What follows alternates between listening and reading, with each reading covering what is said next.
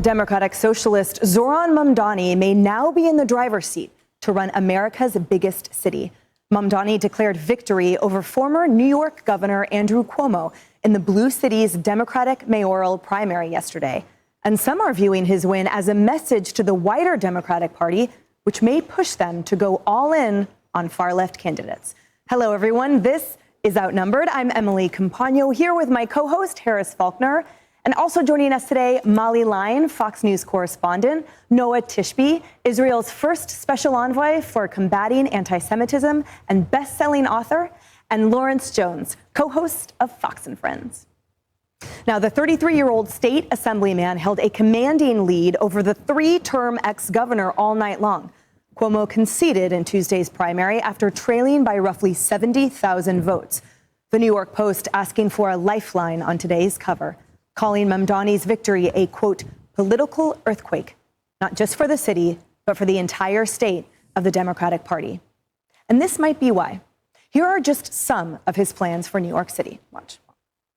And our police force should not be assisting ICE. Defund the NYPD and refund all of these different social services. I will create a network of city-owned grocery stores. It's like a public option for produce. I'll freeze the rent for millions of tenants, make buses fast and free, and deliver universal childcare.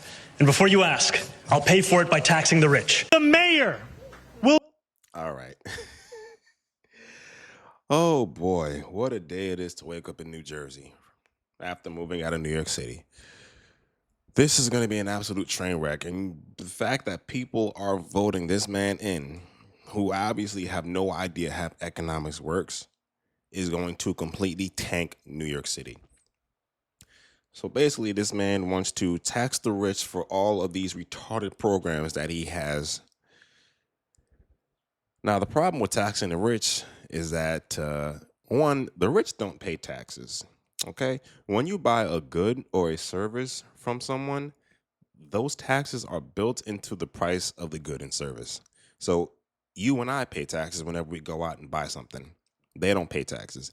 And the rich can always move to another city. You know, New York City is a big city, but New York State is gigantic. And the rich have the most means to actually move somewhere, you know. Whew. This man is going to lead you on to disaster. He wants to freeze rent. But if you're freezing rent, does this mean that he's also going to freeze insurance, freeze taxes? I doubt it. He wants to make government-owned grocery stores. That sounds like a disaster in itself. Oh, boy. There's a lot going on here already. But let's try to get through this. Will use their power to reject Donald Trump's fascism. Mamdani was endorsed by key progressives like Vermont Senator Bernie Sanders and Congresswoman Alexandria Ocasio-Cortez. AOC pushed for voters to choose his ultra-liberal policies.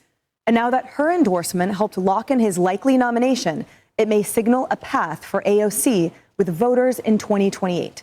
Political commentator Chris Cillizza put it this way. If I'm Alexandria Ocasio-Cortez, and who, as I mentioned, endorsed Mamdani, and I see this result, I am thinking this is terrific for me. It shows that there's energy in the liberal activist base of the party. It shows that the establishment is crumbling, right? All these politicians who are not AOC, other than Bernie Sanders, are in some way, shape, or form part of the establishment, right? Josh Shapiro or Gretchen Whitmer or Gavin Newsom. All these people have spent years in elected office. If I'm looking at this, I am thinking this bodes very well for me. It suggests that mad as hell Democratic voters are not going to just default back to a Joe Biden-like figure in 2028. Noah, politics aside for the moment, to me, far more frightening and far more stark than his progressive policies and plans with no backup, his lack of experience, et cetera, is his blatant and rife anti-Semitism.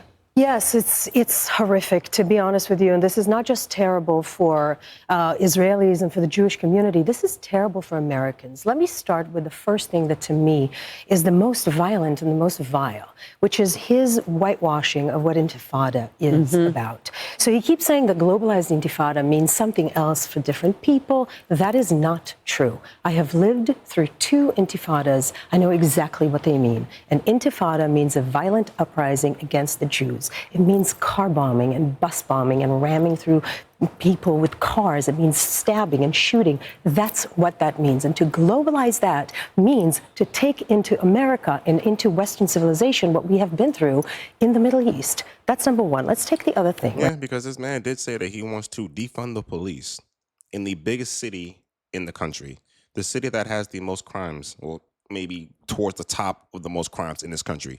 He wants to defund the police. This man has lost his mind.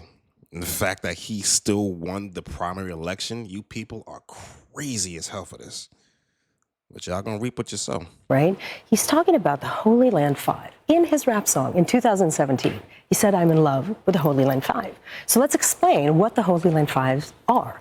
They are convicted criminals that have been convicted in 2008 for material support for Hamas. In 2001, the Holy Land Foundation was actually dismantled. In 2001, it was shut down. And in 2008, they were convicted. These 5 people were convicted for supporting Hamas. He is saying that he is in love with those people and asking you to look them up. So I say, absolutely look them up. That guy is so radical. He might be some sort of a Trojan horse, not just for Marxism, which is what he is actually saying, but for jihadism. He is supporting the concept of this. He refuses to acknowledge Israel's right to exist as a Jewish state. He's very coy about this, right? So when he goes on national television, he goes, well, yes, Israel has the right to exist. But when asked on the debate stage, do you think Israel has the right to exist as a Jewish state? He refuses to answer. This is a terrible news, not just for Jews, for every single American and everybody who supports Western values. It's horrible. And Lawrence, it's why it's so shocking for you and I that live here, too. This is an individual who refused to condemn the Holocaust twice. And now all of a sudden he's the front runner for the Democratic Party here. What message does this send about the landscape currently? Well, it shows that the Democratic Party hasn't learned a lesson from the prior election. It's not common sense. New York has to decide if they want to be an American city or they want to be a socialist city. Some of his policies, he wants a rent freeze. He wants city-run grocery stores. He wants to defund the police. Now, we tried that experiment, and we saw how that worked in New York City. He said if Netanyahu comes to New York City, he's going to have him arrested. Now, when Tom Homan was trying to work with the NYPD to arrest the criminals, he got up all in his face. He also wants free buses, a $30 minimum wage, $70 billion for housing. None of this is going to work. It's going to bring the city into even more debt, and people are going to move to my great state of Texas and Florida. But again, the voters get to decide. Either you can have him, or you can get someone a little bit moderate in Adams or Sliwa, who's running as a Republican. But this right here, it may work for New York City, but not for the rest of the country. No, that is not going to work for New York City at all, because New York City tries its hardest to get as much money out of people as possible with their tolls, which are freaking ridiculous. I mean, just for me to get into New York City cost me $23 in tolls. Absolutely insane. The speed cameras, there are speed cameras all over New York City. The fact that you have to pay state tax and city tax from your paycheck is, man,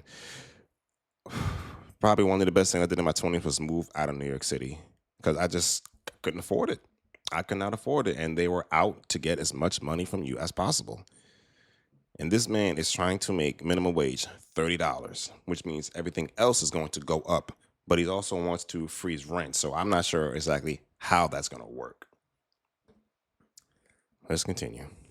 And Harris, we can put up this on the wall here. We have this platform that Lawrence just articulated. And, you know, I always sort of credited New Yorkers. I thought we were a little bit smarter than that. When someone promises free buses and free everything, I mean, this isn't an 8th grade president campaign. This is mayor. And somehow people are falling for this, again, under the veneer of a faux jihad. I mean, it is just frightening right now. But none of this makes sense either.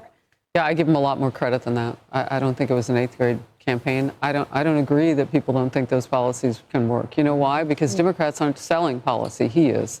I think the greatest danger for Republicans right now in a city and state like New York, because it's turning more red and red and red. They got to jump in now, get in there, back their candidates. You saw Trump for governor. You saw him backing Jack Ciattarelli over in New Jersey. I mean, you've got to kind of, I know that's the neighbor next door, but it's an opportunity for Republicans to really jump in the water here.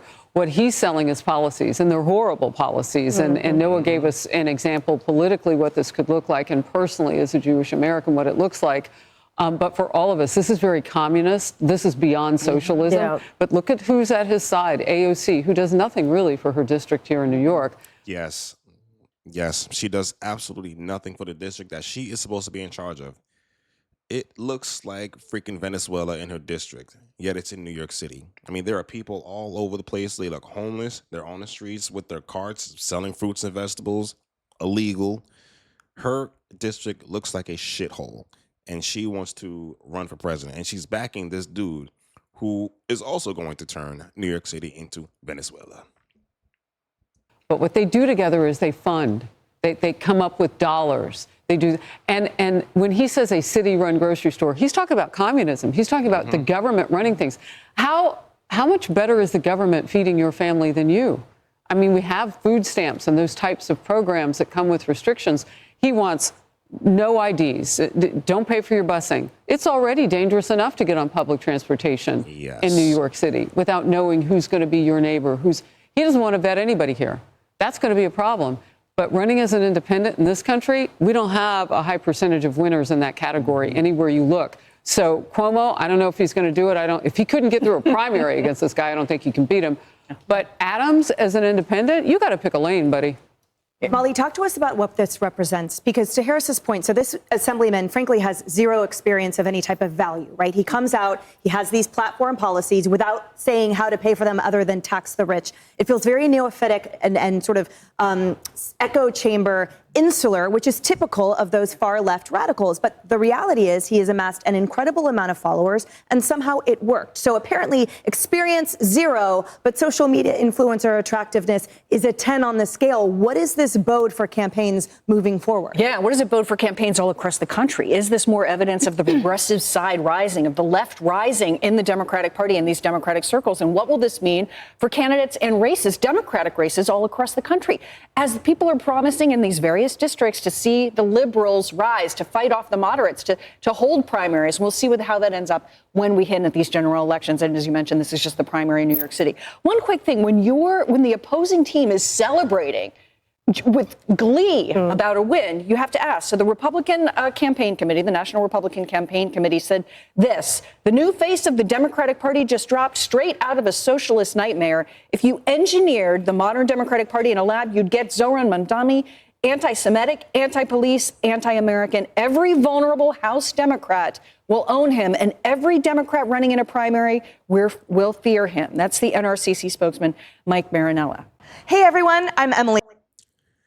Yeah, that's just a disaster waiting to happen. But everyone's jumping on the bandwagon, running after this guy and endorsing him because he says the word free. But if you're an adult, you understand that there is no such thing as free in this country. The only thing that's free is the air you breathe. Everything else comes with a cost. And socialism does not work. We already have the perfect example of socialism not working in this country, and that was with Brandon Johnson in Chicago. Because if you guys remember, Brandon Johnson let all those migrants in, had all the tax dollars, pay for their housing, their food, their transportation, and all that. And then when all the migrants left, they said, sorry, guys, I got to raise property taxes $300 million.